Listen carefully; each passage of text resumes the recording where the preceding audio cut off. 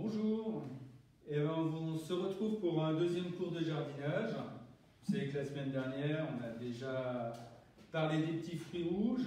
Si vous n'avez pas vu la vidéo, vous pourrez la revoir quand vous voulez. Aujourd'hui, on s'écarte complètement des petits fruits rouges.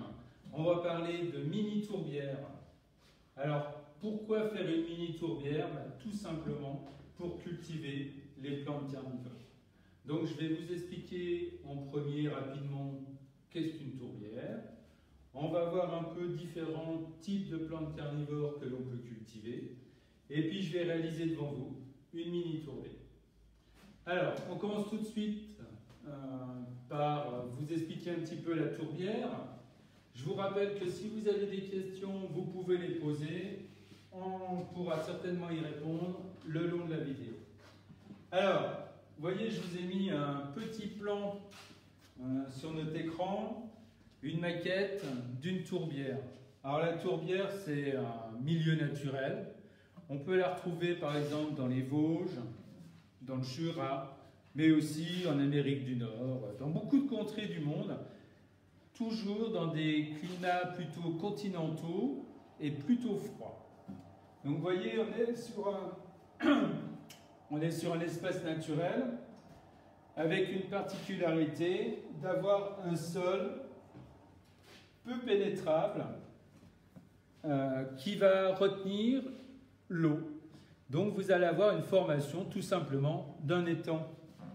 Alors ça ne s'est pas passé hier, c'est une formation géologique qui s'est passée suite à l'époque glaciaire.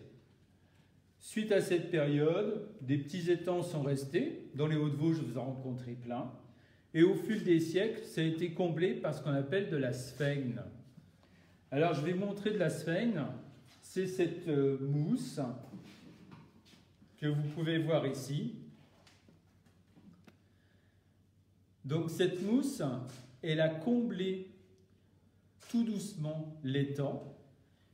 Elle s'est fossilisée. Et elle s'est transformée en de la tourbe. La tourbe, on va la retrouver ici sur ce petit présentoir. Alors la tourbe, c'est une matière qui sert souvent de substitut de terre pour cultiver des plantes. Les plantes d'appartement peuvent être souvent cultivées dans la tourbe. La tourbe, elle a une particularité, c'est qu'elle retient beaucoup l'eau, comme la sphène. C'est une véritable éponge végétale, mais elle a un gros défaut. Déjà, c'est qu'elle provient de milieux naturels que l'on ne peut pas renouveler. Donc, il faut utiliser la tourbe avec modestie, d'une façon précautionneuse. Et la tourbe aussi, elle n'a aucun nutriment à l'intérieur.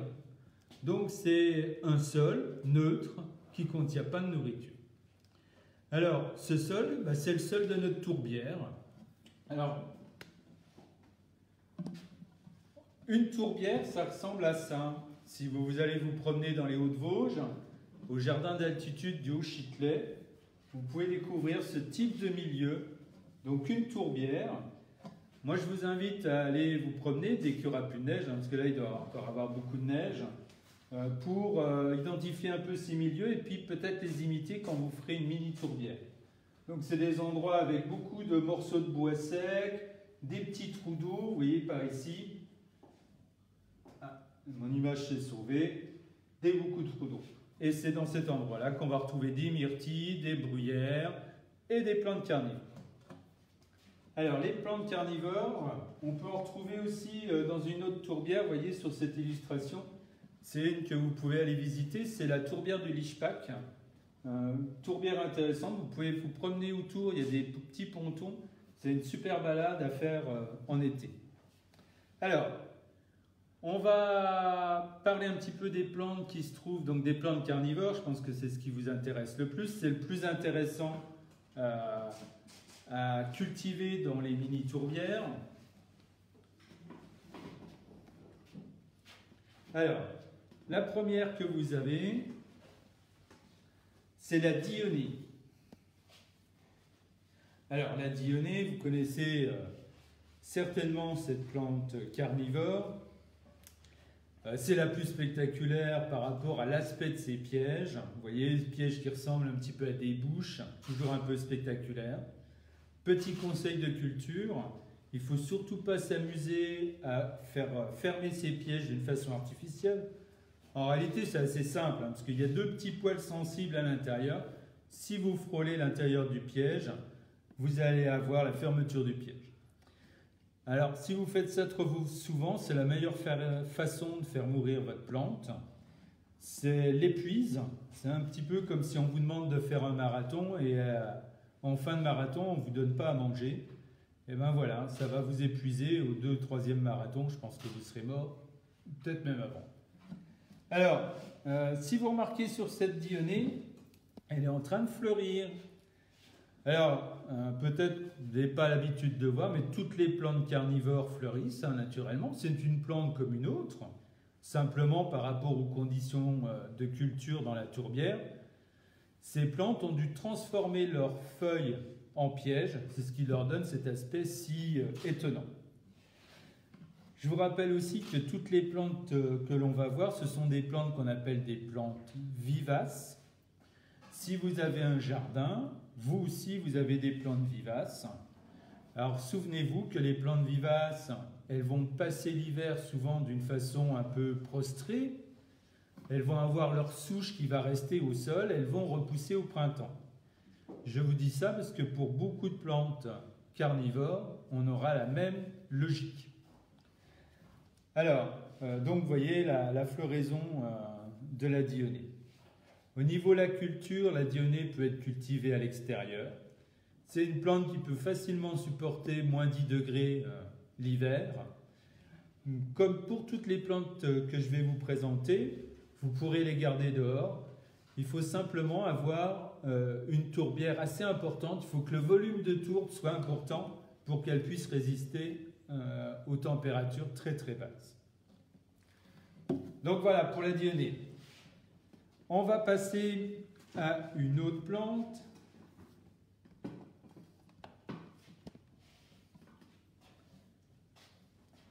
Donc là, vous avez reconnu, on évoque le Drosera.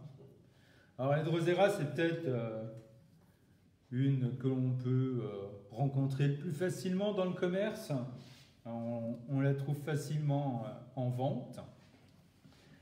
Alors le petit souci du Drosera, c'est que ceux qui sont vendus en jardinerie sont souvent des Drosera qui sont originaires d'Afrique du Sud, de la région du Cap.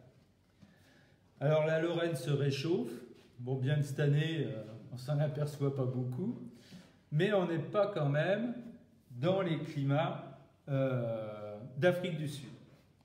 Alors si vous voulez installer du Drosera chez vous, moi je vous conseille de ne pas acheter votre Drosera en jardinerie, mais peut-être de vous rapprocher d'un producteur de plantes carnivores. Alors il faut savoir qu'il existe à Baccarat une société qui s'appelle Exotique. Exotique qui s'écrit avec un K à la place du QUE. Vous trouverez facilement ses coordonnées sur Internet et ce spécialiste pourra vous conseiller un Drosera qui va supporter nos climats lorrains. Alors un petit Drosera que je voulais quand même vous montrer.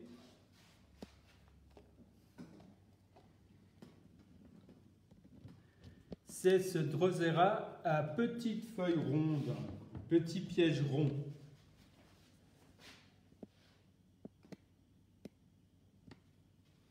Alors, ce Drosera, on peut le retrouver dans les Hauts-de-Vosges. C'est un cousin du Drosera rotundifolia. Je vous ai dit, dans les Hauts-de-Vosges, on peut rencontrer des tourbières.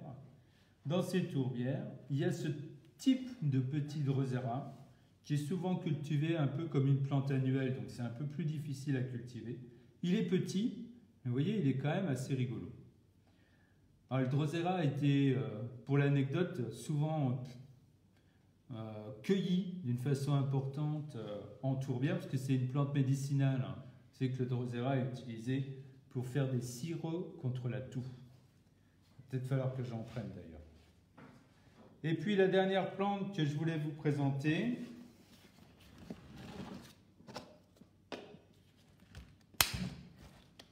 le Sarracenia. Alors le Sarracenia, c'est certainement une des plantes carnivores que l'on peut cultiver facilement à l'intérieur ou à l'extérieur, qui a les plus gros pièges. Alors vous allez me dire, mes pièges, ils sont bien vilains à cette époque-ci.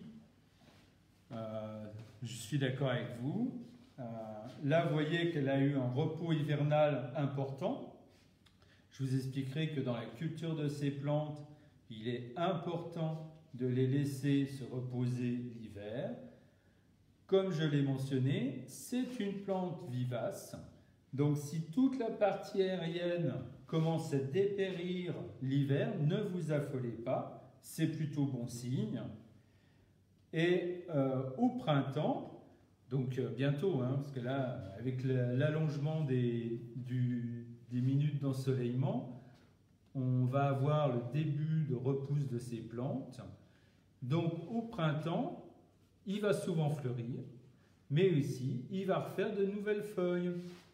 Et les feuilles, donc, étant des feuilles transformées en pièges, vous allez avoir apparaître de nouveaux pièges. Ne vous inquiétez pas. Ce n'est pas le moment d'essayer de le nourrir ou d'essayer de l'arroser de trop. Il va repousser tranquillement. Alors les Sarracenia, celui-là, c'est Sarracenia purpurea. C'est une plante qui se cultive très très bien, assez facilement. Et il faut savoir qu'elle est capable de résister à moins 15 degrés. Et elle est aussi capable de supporter des températures très très élevées. Alors je vous ai pris aussi quelques pièges de Sarracenia flava. Alors c'est un grand Sarracenia, c'est celui qui fait des très très grands pièges. Celui-là aussi est facile à cultiver et vous pouvez facilement l'avoir dans votre tourbière. Voilà, on vous laisse regarder un petit peu. Donc c'est des pièges hein, qui ont servi à l'automne dernier et ils ont capturé leurs insectes pour passer l'hiver. Voilà. Donc là, je vous ai présenté les végétaux.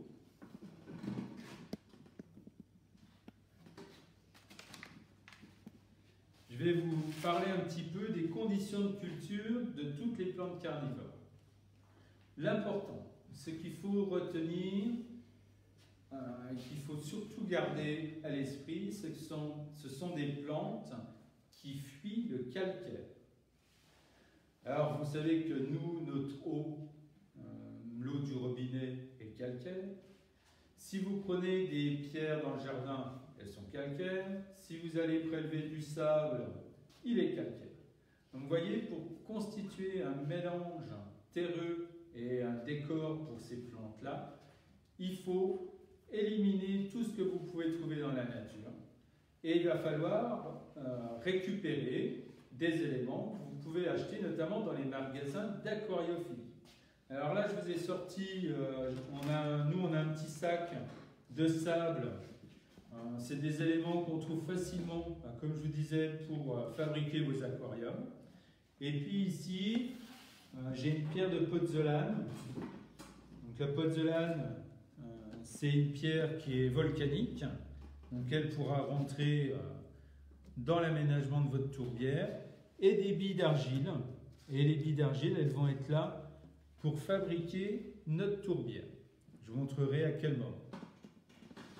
Donc, quand vous allez arroser vos plantes carnivores, il faudra utiliser pas de l'eau du robinet, mais plutôt de la pluie. Donc là, si vous n'avez pas récupéré d'eau, sortez vos seaux, c'est le bon jour pour pouvoir préparer votre tourbière et arroser vos plantes carnivores. Autrement, si vous n'avez pas d'eau de pluie, si vous êtes par un bon appartement, de l'eau déminéralisée peut faire l'affaire. Naturellement, pas d'eau de source, hein, parce que là, vous rentrez dans une eau qui est pratiquement encore plus calcaire qu'une eau du robinet. Les plantes carnivores, vous ne leur apportez aussi pas d'engrais. Pour une fois que vous ne pouvez pas apporter d'engrais à une plante, il faut en profiter. Et ce sont simplement les pièges qui vont capturer les insectes, qui vont apporter la nourriture à la plante. Ne vous inquiétez pas, si elle ne capture pas des insectes tout de suite, c'est pas grave, et elle finira toujours par en attraper. C'est des plantes qui vont demander beaucoup de lumière, vous voyez, quand on représente une tourbière, vous voyez, il n'y a pas d'arbres, les arbres sont vraiment à l'extrémité de la tourbière, donc c'est des plantes qui vont demander du plein soleil. Plein soleil, donc si vous avez un jardin, vous pouvez faire votre tourbière dehors. Si c'est un appartement, vous mettez votre mini tourbière au bord de la fenêtre. Elles supportent le froid. Alors elles vont supporter le froid d'autant plus que votre tourbière est grosse. Si vous avez un tout petit pot, elles ne supporteront pas bien le froid. Si vous avez un gros pot, elles vont bien supporter le froid. La mini tourbière, c'est un petit peu comme faire un aquarium. Plus le volume est important, plus c'est facile à gérer. Donc je vous ai dit, ça supporte le froid, ça supporte le chaud. Hein, vous pouvez les laisser en plein soleil en été. Tant qu'elles ont de l'eau, ça tiendra. Et puis, comme je vous disais tout à l'heure, c'est des plantes qui ont besoin de période de repos à partir du mois d'octobre, quand la luminosité diminue. À ce moment-là, il faut les mettre dans une pièce qui est froide, fraîche ou froide. En tout cas, il ne faut pas les laisser à la température. Si vous les laissez en température importante de 20 degrés, votre plante restera verte, elle va pousser, mais elle va s'épuiser et elle va finir par mourir. Donc voilà un petit peu les conseils de culture qui sont assez simples, mais simplement gardez bien à l'idée que toute la partie calcaire fait mourir vos plantes. Alors, on va passer à la conception de la mini tourbière. Alors vous voyez, moi j'ai pris un ancien aquarium. L'intérêt, c'est que les vitres peuvent voir un peu les différents niveaux, ça peut être spectaculaire. Vous pouvez aussi éventuellement prendre une caisse en bois et mettre une bâche en plastique dedans. Vous pouvez prendre aussi un gros cache-pot. Bon, vous comprenez simplement qu'il faut que votre récipient il soit étanche et qu'il puisse contenir de l'eau.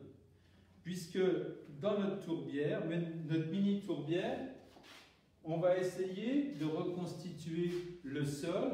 Et vous voyez que le sol, il est fait d'une zone qui est étanche et ensuite différentes couches de tours pour retrouver les plantes en haut. Et toujours de l'eau dans toute cette partie.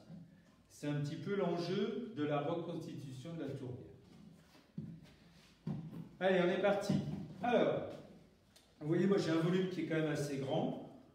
Donc l'idée, ça va être de concevoir sur toute la partie basse une réserve d'eau, comme dans un marécage. C'est-à-dire que l'eau, elle est ici, vous voyez, et tout doucement, elle va remonter par percolation sur la partie haute de la tour.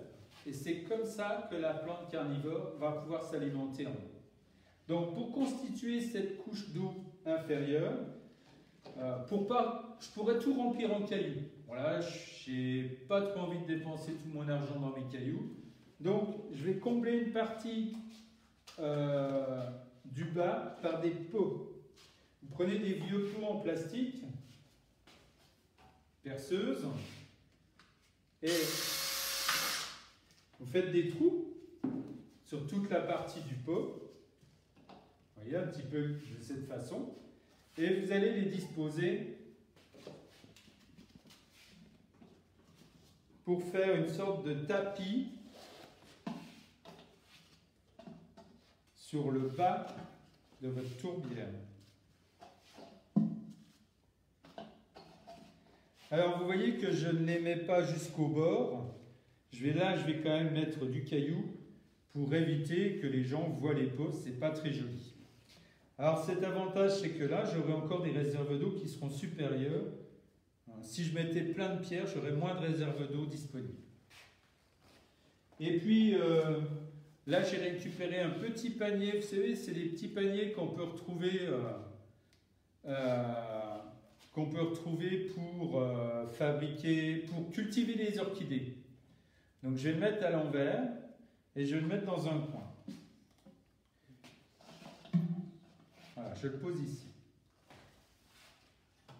Deuxième chose indispensable est de d'utiliser un tuyau PVC. Et mon tuyau PVC, c'est lui qui va faire la liaison entre ma réserve d'eau et le haut. Et à chaque fois que je voudrais remplir ma réserve d'eau, je mettrai l'eau par le tuyau. Donc je prends ma cote et je le coupe pour qu'il soit au niveau de la terre finie de ma tourbière. Abracadabra, il est coupé. Voilà, donc vous comprenez, là je suis en train de constituer le drain et la réserve d'eau. C'est un peu comme si on prenait un bac Riviera, grosso modo. Mais là j'ai beaucoup plus de réserve d'eau. Donc là, je vais remplir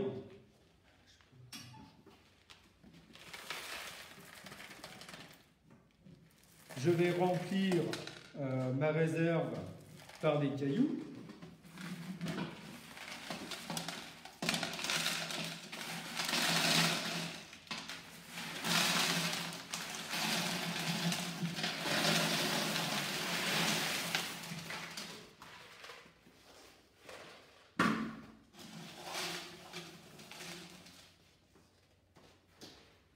Alors vous voyez, il en faut quand même déjà pas mal.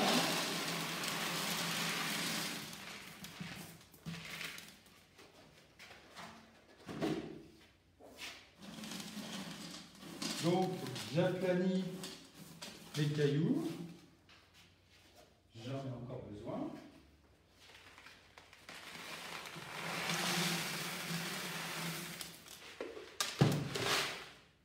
Et voilà.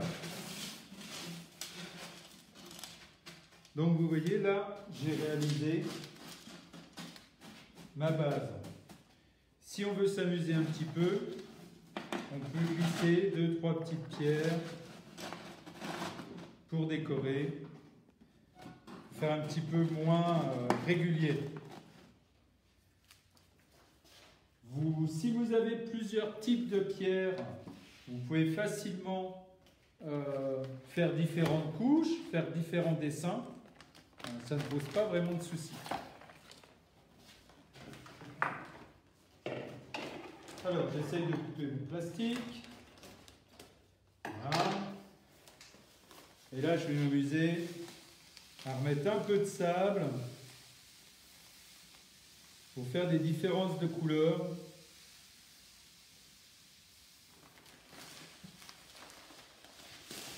Voilà. Une fois que j'ai déposé tout ça, je vais donc installer un filtre. Donc là, c'est un feutre nylon. Vous pouvez avoir un morceau de coton. Vous trouvez ça facilement en jardinerie. Ce sont des fibres textiles qui font usage de drain un petit peu. Donc je le coupe à la taille. Alors, c'est très important de mettre une séparation entre vos cailloux et la tourbe. Ça va éviter à la tourbe de passer entre les cailloux et de boucher votre zone de drainage.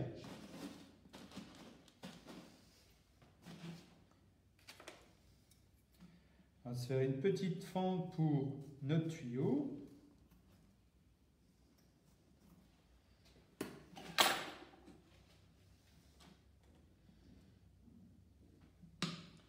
Voilà, et voilà. Alors, ce que je vous invite aussi, c'est que vous aurez forcément une vue. Moi, ma vue, elle est ici, si vous voulez. Donc, vous voyez, mon drainage, je ne l'emmène quand même pas jusqu'au bord pour pas que ça soit, pour que ça reste décoratif. Autrement, on verrait le drainage, là, enfin, on verrait la fibre textile et ce ne serait pas joli. Voilà. Donc là, j'ai réalisé ma base.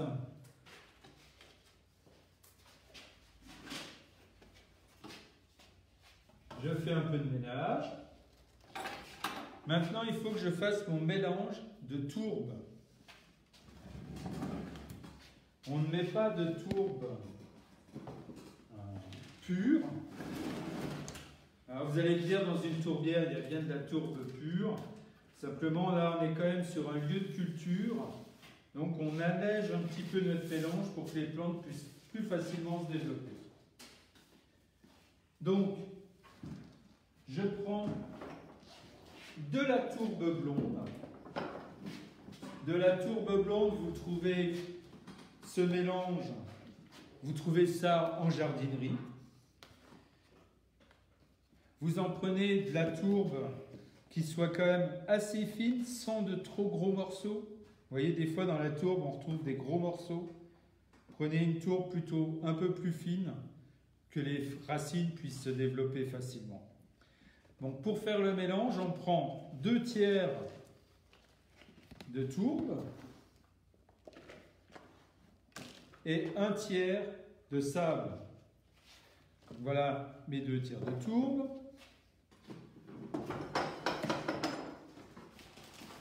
Je prends 1 tiers de sable.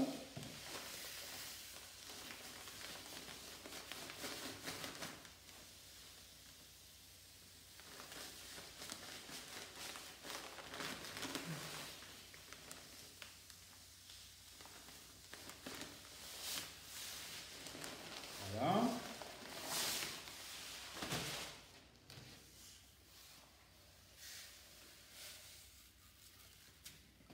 Et voilà, donc je réalise mon mélange. Donc rien d'autre, naturellement, hein, comme je vous disais, pas d'engrais. Alors c'est beaucoup plus facile de mélanger hors de vos contenants. Et donc maintenant, je vais remplir ma mini tourbière avec mon mélange.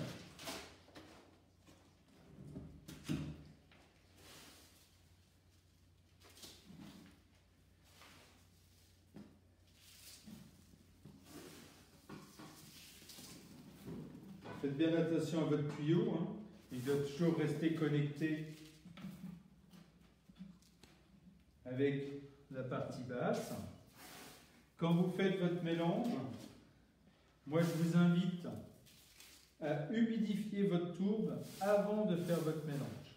Quand vous allez acheter votre tourbe, souvent, elle va être très très sèche et vous pourrez très difficilement la rehumidifier. Si vous voulez faire une tourbière en extérieur, faites-la dès maintenant pour obtenir l'eau de pluie du printemps qui va pouvoir bien humidifier votre tourbe. Alors, vous voyez là, j'ai un niveau qui est trop inférieur, je vais en rajouter. Donc, je vais aller un peu plus vite. Je vais faire directement mon mélange dans le bac pour gagner du temps. Mais moi, je vous invite à le faire hors du bac.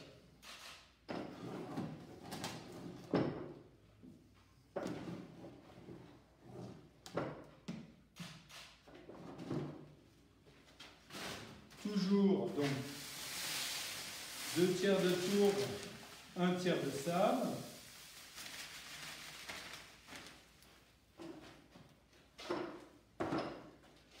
Donc, je mélange. Alors, il faut une bonne quantité de tourbe, hein. Il faut quand même au minimum 40 cm. Hein. Vous voyez, quand on cultive, par exemple, nos plantes ici au jardin botanique, vous voyez qu'on a tendance à utiliser des pots qui sont très très hauts.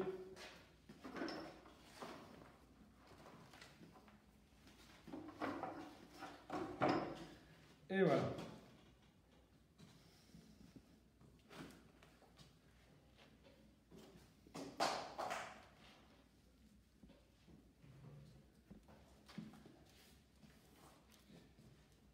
Donc là, j'ai mélangé mon sable, ma tourbe. Maintenant, je peux commencer à planter les plantes carnivores. Donc, pour dépoter une plante, vous voyez que la difficulté, c'est une plante qui n'a pas de grosses tiges. On n'est pas là pour pouvoir agripper les tiges et tirer dessus. en réalité, il ne faut jamais faire ça. Ce qu'on va utiliser, c'est le poids de la motte pour le démotage. Donc, je vais passer mes doigts entre les différents pièges de la plante carnivore pour maintenir la motte, maintenir les racines et qu'elle se reste solidaire des feuillages, tant qu'à faire. Là, je retourne la motte et je vais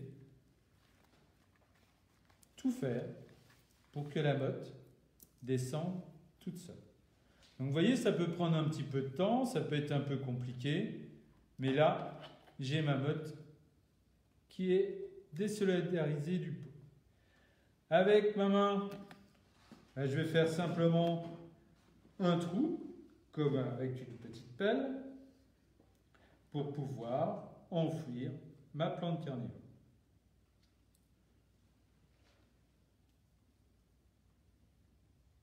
Voilà. Donc là, je vais ramener mon mélange au pied de la plante. Et ce qu'il faut faire, comme toujours, on va borner la plante. Ça veut dire qu'avec nos mains, on va appuyer sur la motte pour l'installer dans notre mélange. Si vous voulez, ce qui est important, c'est que quand elle va peut-être être arrosée, quand il y aura de la pluie, il ne faut pas qu'elle se bascule, il faut qu'elle soit bien ancrée dans la terre. Je vais l'accompagner d'un drosera. Donc là, il faut un petit peu imaginer vous-même votre décor, puisqu'on peut aussi se dire, on est en train d'essayer de représenter un milieu naturel, donc j'ai envie de faire un décor. Toujours pareil, je mets mes doigts entre les différentes feuilles du drosera. Si ça ne tombe pas facilement, je peux taper un peu sur un bord. Ça peut aider à démoter. Donc là, elle arrive tout doucement, vous voyez, pas s'inquiéter. Et j'ai ma motte qui est là. De la même façon que tout à l'heure, je vais faire un pré-trou.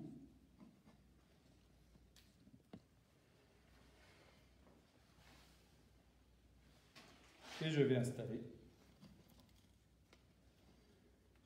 ma plante carnivore. Je l'aborde et je l'installe.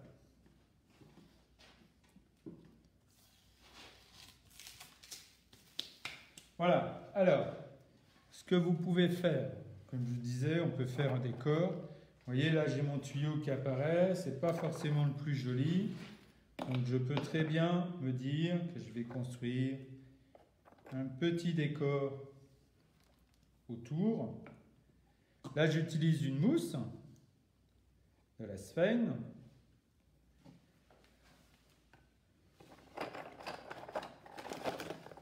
Et donc, je vais cacher mon tuyau.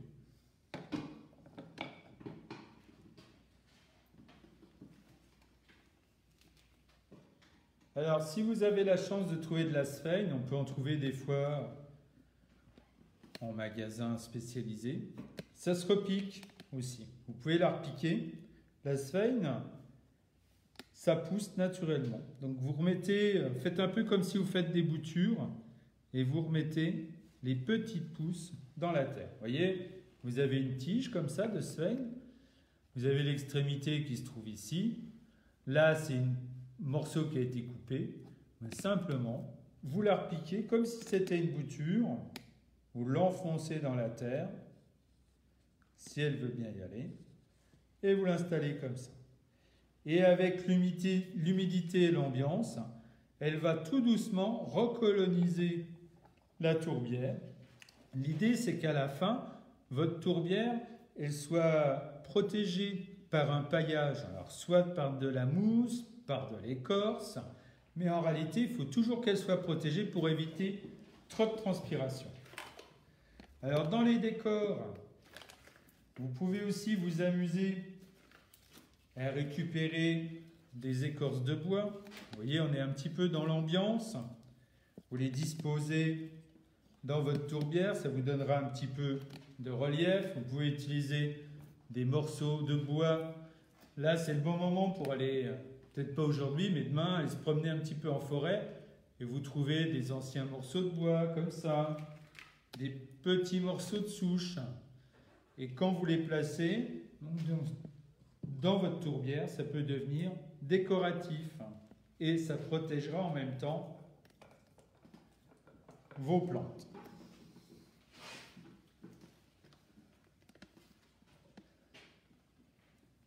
Vous ajoutez toujours un petit peu de mousse. Et vous voyez, tout doucement, on retrouve un décor comme dans la tour. Donc, vous pouvez planter le nombre de plantes que vous souhaitez. Comme je vous ai dit, après, ce qu'il va falloir faire, c'est les mettre en pleine lumière. Mais avant ça, comme à chaque fois, quand on a planté un végétal, ce qu'il faut faire, c'est l'arroser. Donc, j'ai mon eau de pluie ici. Et pour la première plantation, je vais arroser mes plantes carnivores. Vous savez qu'à chaque fois, l'idéal, c'est que les racines puissent adhérer à l'eau pour qu'elles puissent pomper tout de suite de l'eau et s'alimenter. Donc voilà, j'arrose ma plante carnivore, j'arrose la suivante. Et ensuite, ce que je vais faire, c'est que je vais remplir ma réserve d'eau. Donc, via ce petit tuyau ici, je vais remplir ma réserve d'eau. Et donc après, je vais pouvoir, en regardant par ce tuyau, voir l'état de mes réserves d'eau. Donc je ne serai pas obligé d'arroser tous les jours, ça dépendra de la température. Mais sur la partie basse, je verrai quel volume d'eau j'ai. Et par exemple, je peux facilement partir une semaine en vacances, 10 jours, et que toute la réserve d'eau, là, elle sera suffisante pour nourrir mes plantes carnivores. Voilà. Ce qu'il ne faut surtout pas, c'est que la tourbe, elle devienne sèche. Méfiez-vous de ça, parce qu'une tourbe sèche, après, est très difficile à réhumidifier. Voilà. Écoutez, j'espère que c'était assez clair, que vous avez tout compris et que vous allez faire cultiver magnifiquement des plantes carnivores. Voilà, écoutez, je vous souhaite une bonne fin d'après-midi. La semaine prochaine, on se retrouvera encore pour un nouveau cours de jardinage. Alors, à bientôt. Au revoir.